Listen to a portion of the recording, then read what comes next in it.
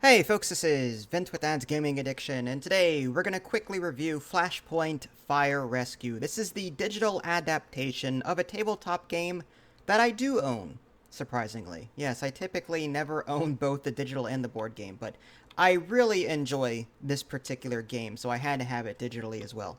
So what is Flashpoint Fire Rescue? Well, you are a group of firefighters and you're going to try and get through this house that is on fire and rescue all of the people inside. Well, at least enough of the people to where you complete your mission. So this game can play a number of ways. You can play on beginner mode or expert mode. Expert mode contains more, well, bad things, more advanced things to worry about. Like you've got these biohazard objects that are scattered around the house. And if there happens to be a fire at that location or one spawns at that location, then an explosion happens. So yeah, there's going to be a lot of explosions in this game, and I'll get to that in a little bit. But yeah, so if you can play on the experienced if you want to, I do recommend it. I typically am more of a simple, easy mode kind of guy, but the experienced mode really brings out the strategy element to this game. Highly recommend you give the experienced a go. There are still 3 difficulties to go along with that. There's recruit, veteran, and heroic. So you can play the family mode, recruit, veteran, heroic, or the experienced mode, recruit, veteran, heroic. It's completely up to you, and that's what's really cool. There's also several maps to go along with this. There's the training yards 1 and 2, and then there's like, I want to say 12 different family houses, and they're just representative of different maps, and you'll have to navigate these houses, like I said, and try and get people out. So how does the gameplay work? Well, whenever you're done picking a mode and a difficulty, you jump into the map, and then that's where you actually choose your characters. And you have quite a bit to choose from. If you've ever played a game like Pandemic, which is cooperative, or say Forbidden Island, which is also cooperative, then you'll be somewhat familiar with the idea of roles. And rules in this game, each player, well, and if it's single player, you can control multiple people and just take turns controlling them. But you'll be given a choice of where to put your next guy, and then you get to put down, okay, I want to put my generalist here, or my paramedic over here, or my imaging technician over here. What does each one do? Well, the generalist, for example, has 5 action points on his turn, or her turn, and that's it. No other special ability. Typically, these people or characters only get 4 on their turn, but the generalist always has 5, which is nice. And each of their actions has different action point costs. So moving is just 1. Moving through fire is 2 action points. Moving with a survivor or a hazmat token is 2 points. Opening or closing doors, moving a gurney outside from one door to the next, and so on. So there's different actions in this game that each character can do, and some are better at it than others. For example, you've got this CAFS firefighter, which has 3 free extinguish actions on their turn, which is cool. So you can move this guy 4 spaces and still get 3 action points to spend that is dedicated to just putting out fires. Okay, so there's that. You've also got an imaging technician.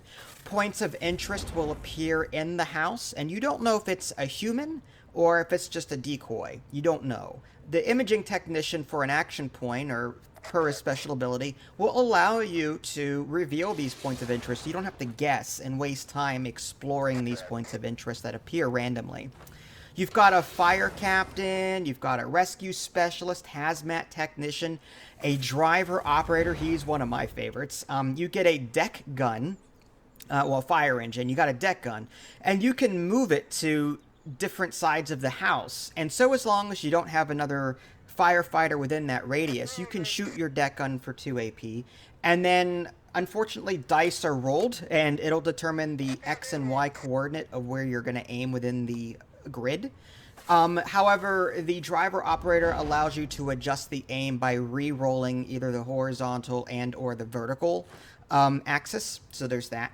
So yeah, you choose your firefighters. I think a minimum of 2 is what you need, but don't quote me on that. And then you actually start taking your turns. And it goes like this. Firefighter takes a turn, then the fire spreads. Firefighter takes a turn, fire spreads. And if you're playing single player, you don't get to choose which one goes next. you have to go in order in which you choose it. So if you picked the CAFS firefighter as player 1, you have to be them first. If you picked the fire captain as player 2, then you have to be them next, and so on. So during the firefighter phase, again, you've got so many action points to spend, you do your thing, turn over. Now it's the fire's turn to spread. Again, dice are rolled behind the scenes, and that determines where the next threat will be spawning. So you've got this ember that is sort of floating around the house, and that's the dice roll that I'm talking about. If it lands on smoke, it turns into fire. Okay? If it lands on existing fire, then an explosion happens and there's a shock wave.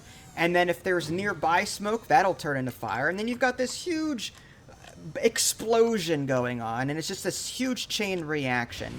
Things in this game can get bad really quick, okay? Really quick.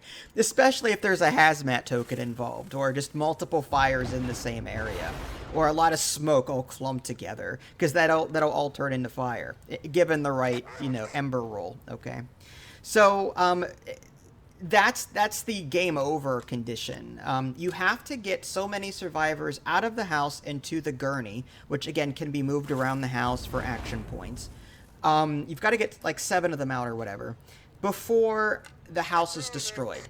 And there's a counter in the top right corner of the screen that'll actually say, okay, there's like 20 hit points to this house. Every time a wall takes damage or is destroyed, you lose so many health on that house. And if the house comes down before all the people are rescued, then game over. If you want to consider yourself a partial win, if you get 5 out of 7, or it's up to you, whatever. But this is a fantastic cooperative game. There is no multiplayer, at least online. There is single player, and there's pass and play and remote play together.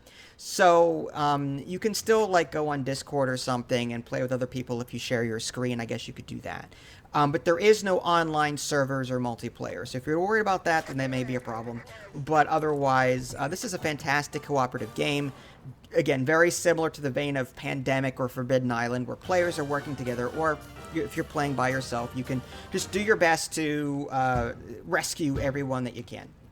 Excellent game. Highly recommend it. If you guys haven't already, subscribed to me on Twitch and YouTube. That way you can stay up to date with any new content I happen to publish. This is Vince. Thanks for watching, and I'll catch you next time.